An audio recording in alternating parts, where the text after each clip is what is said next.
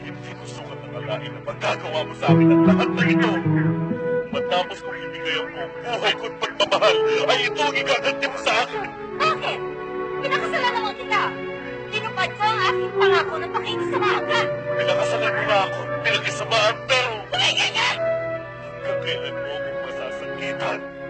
Kailan mo ako bibigyan ng pagmamahal at pangako? Hindi kaya ang kalooban niya si Selma sa mga hinahin ng kanyang asawang si Rosendo? Ano kaya ang gagawin ni Rosendo sakaling